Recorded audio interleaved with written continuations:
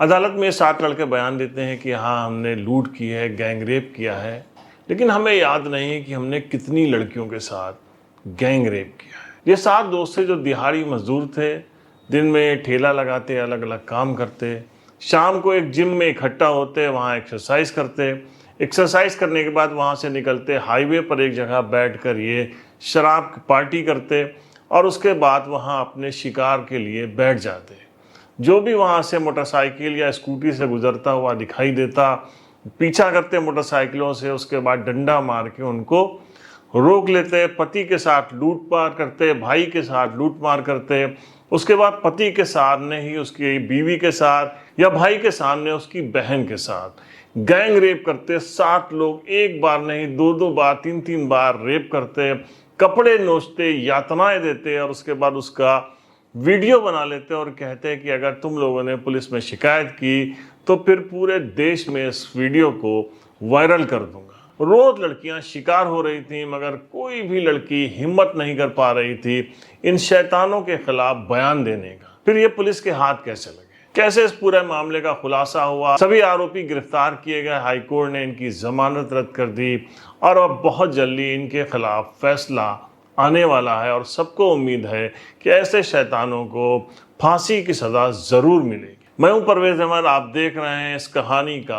आखिरी सच। Crime story को सुनाने का मकसद हमारा सिर्फ और सिर्फ आपको सावधान करना है, सतर्क करना है कि हमारे बीच, हमारे समाज में किस तरीके के शैतान छुपे हुए हैं और कैसे हम अपने और अपनों की सुरक्षा कर सकते हैं। राजस्थान का जिला है प्रतापगढ़। प्रतापगढ़ में रोज घटनाएं हो रही थी, लूट के बाद बलात्कार की, लेकिन कोई हिम्मत नहीं कर पा रहा था कि वो पुलिस तक जाए और बदनामी के डर से वो इस बात को सबके सामने लाए। इसी बीच में कुछ लूट की एफआईआर दर्ज होती है। पुलिस 3 लड़कों को धरियावत से गिरफ्तार करती है।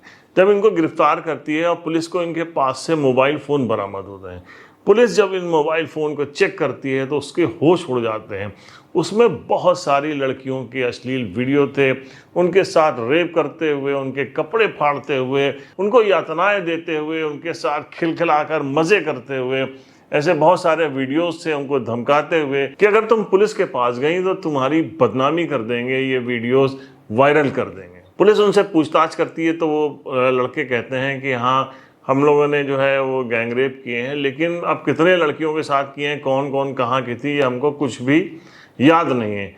इन 3 के सहारे फिर इनका गैंग पकड़ा जाता है और 60 लोग इसमें गिरफ्तार किए जाते हैं। इन 60 लोगों में पुष्कर, मीना, दीपक, ये दोनों सगे भाई हैं और इन दोनों की पत्नियां और छोटी छोटी बच्चियां भी हैं। इसके अलावा प्रकाश मीना, जमुना शंकर मीना, इरफान, दीपक के और उमेश, ये 7 लोग गिरफ्तार किए जाते हैं और इस मामले को बहुत ही सीरियसली हैंडल करती है वहाँ की पुलिस अधीक्षक अमृता ढोवान। पुलिस की कई टीम बनाई जाती हैं, खुद एसपी जाती हैं, उन पीड़ित परिवारों से मिलती हैं, उन बच्चियों से कहती हैं कि तुम बयान दो, हम लोग साथ में हैं, तुमको एक्सपोज बिल्कुल भी नहीं किया जाएगा, तुमको गुप्त रखा जाएगा, तुम्हारे सिर्फ बयान की हमको ज़रूरत है, हम इन सबको कड़ी से कड़ी सजा दिलाएंगे। बहुत सी लड़कियाँ इन सबके बावजूद उनके परिजन मना कर देते हैं, लेकिन 2 लड़कियाँ हिम्मत दिखाती हैं, उनके परिवार वाले हिम्मत दिखाते हैं और उसके बाद वो बयान देती हैं कि किस तरीके से हम लोग एक शादी समारोह से आ रहे थे या कहीं बाजार से आ रहे थे, उसके बाद 2 मोटरसाइकिलों पर इन लोगों ने पीछा किया,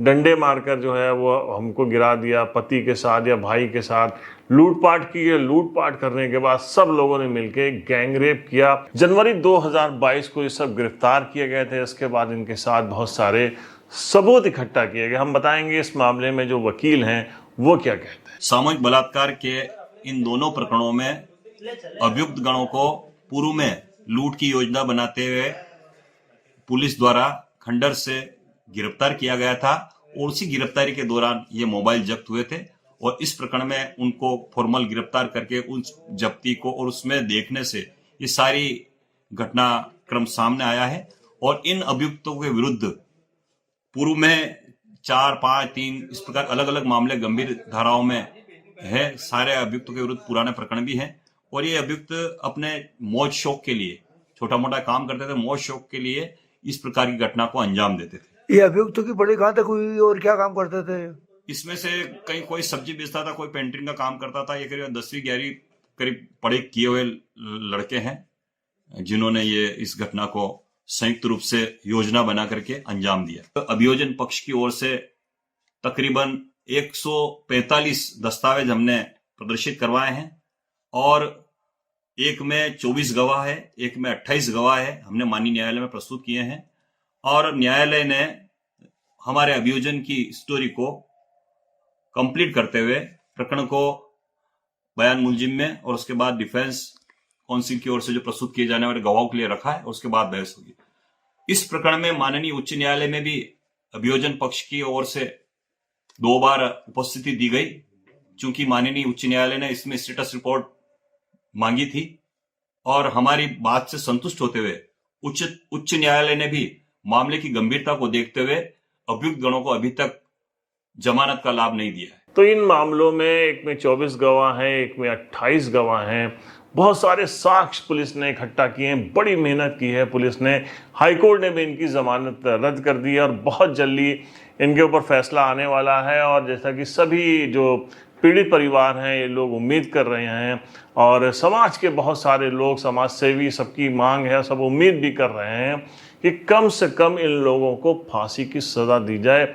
इतने खतरनाक शैतान हैं जिसकी कोई कल्पना भी नहीं कर सकता। तो इस स्टोरी सुनाने के पीछे हमारा जो मकसद है, आपको सतर्क और सावधान करना है कि किस तरीके से अगर कहीं किसी के साथ कोई अप्रिय घटना हो जाती है तो वो कम से कम पुलिस के पास ज़रूर जाए, पुलिस को ज़रूर बताए। पुलिस के अधिकारी भी कहते हैं शिकायतकर्ता को गुप्त रखेंगे और ऐसे मामलों में पुलिस तक बात ज़रूर पहुंचनी चाहिए, वरना ये शैतान कितने लोगों को अपना शिकार बनाते रहेंगे। तो मिलते हैं नेक्स्ट एपिसोड में एक नई क्राइम स्टोरी के साथ। अपना ख्याल रखिएगा। जय हिंद।